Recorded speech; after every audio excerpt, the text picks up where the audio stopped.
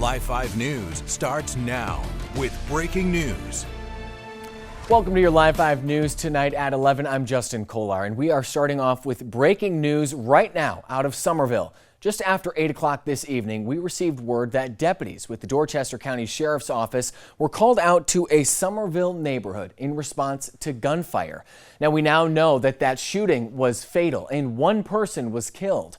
Our Caroline Spikes has been out in the Ponds neighborhood this evening where there is still an active police presence. And Caroline, what can you tell us so far tonight? Yeah, Justin, I just spoke to the Dorchester County Sheriff's Office Public Information Officer, Stephen Wright, and he told me there is no current threat to the public. Now, he said when they did get here on Oakview Way at the 200 block, they found one man dead. Wright said they currently don't have any suspects in custody, but it is an ongoing investigation.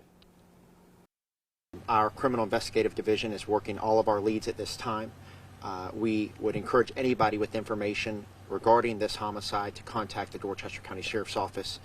We are dedicating all of our resources to find out who's responsible for this heinous action tonight. Now, I also spoke to a neighbor who said he heard 3 gunshots and then a car drive off tonight. He said this isn't normal behavior for this neighborhood since he's lived here since 2019. Now, Wright said they can't give any other information as to how this happened or any details on the victim or the suspect. When we do find out any other new information, we will make sure to keep y'all updated. For now, reporting in Somerville, I'm Caroline Spikes, Live 5 News. Caroline, thank you. 2 victims of the senior skip day shooting in 2023 have filed a lawsuit against the Isle of Palms Police Department and the city.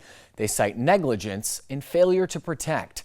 Tikia Campbell and Lamona Armstrong, acting as the parent and legal guardian to a minor called RC in the documents, filed their suit yesterday.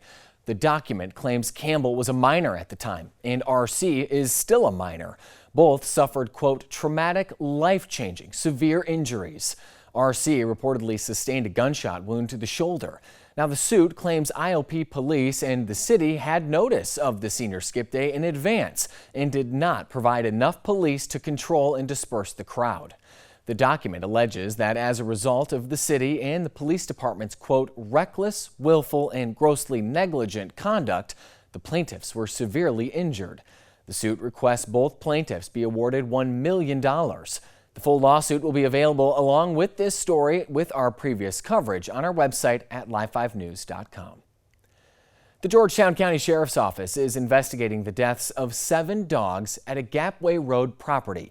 Deputies were called out to the property late Sunday night in response to an animal cruelty report. Once there, they found 7 dead pit bulls, each having been shot 1 time in the head. A witness reportedly spoke to deputies and said the dogs were okay when they were checked on earlier that same afternoon. A veterinarian autopsy has been scheduled for tomorrow morning. We have not yet learned of any arrests or charges in this investigation. Anyone with information is urged to call the Georgetown County Sheriff's Office. You can find that number at the bottom of your screen. It's 843-546-5102. Bland Richter LLP is filing a lawsuit seeking the dissolution of 3 businesses, all accused of exploiting a Charleston County woman. The lawsuit has been filed in the Court of Common Pleas for the 9th Judicial Circuit.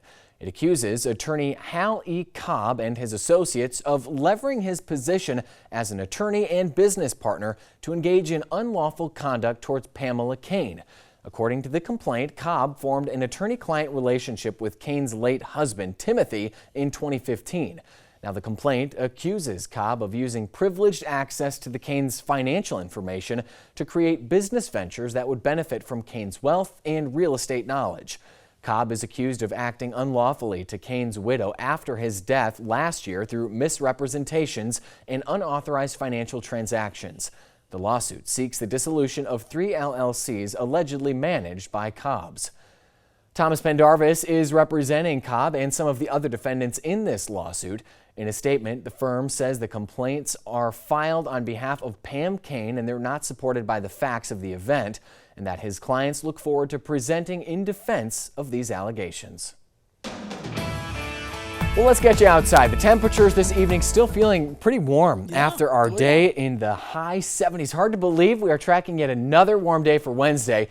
We are joined by the chief. First Alert Chief Meteorologist Bill Walsh here. Bill, I don't want to steal your thunder, but I'd love to have a little preview of your What to Wear Wednesday forecast. We are talking bell bottoms, probably going to have to talk about disco. We're talking 70s. We're really bringing back the 70s. We are bringing back today's 76, Justin. It felt great. I know, that's 10 great degrees change. above normal.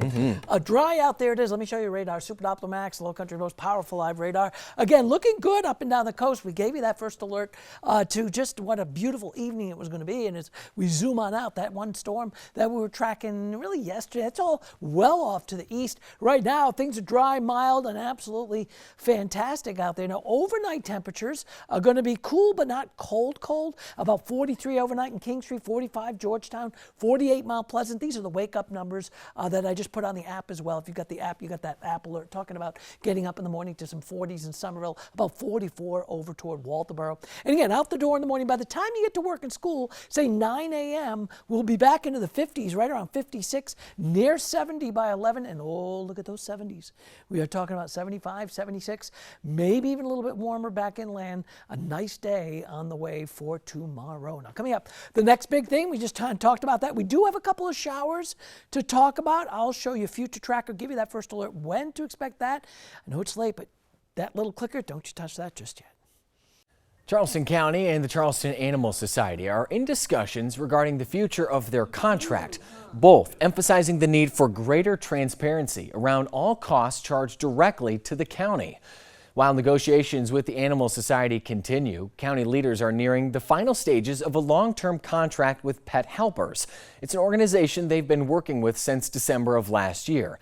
The county has been receiving invoices from Pet Helpers during this period, and a finalized agreement is expected soon. Now, in the event that Charleston County re-enters into a contract with the Charleston Animal Society, the partnership would focus specifically on covering the costs of animals brought in by residents from unincorporated areas, excluding locations like Mount Pleasant, Charleston, and North Charleston. More details on these agreements are expected to be released soon as the county solidifies its plans with both organizations. Today, the City of Charleston was joined by Bloomberg Associates to give a presentation on next steps in its affordable push for housing. The city first joined forces with Bloomberg last year to address the city's ongoing housing crisis, which it says has been exacerbated by an influx of higher-income newcomers, which has in turn pushed the longtime residents out. Housing is a pervasive issue, not only in the city of Charleston, but the Tri-County region and in fact in the nation. And I think the city of Charleston is taking steps aggressively to address those through the development of these goals. And we're especially thankful for Bloomberg Associates and how they've assisted us in achieving this. Now, the main focus of tonight's meeting was on how the city plans to put its already available resources towards implementing its goals over the next few years. Protests and walkouts in the aftermath of recent actions taken by Elon Musk. Coming up, why dozens of former Department of Government Efficiency staffers say they're no longer interested in serving in the role.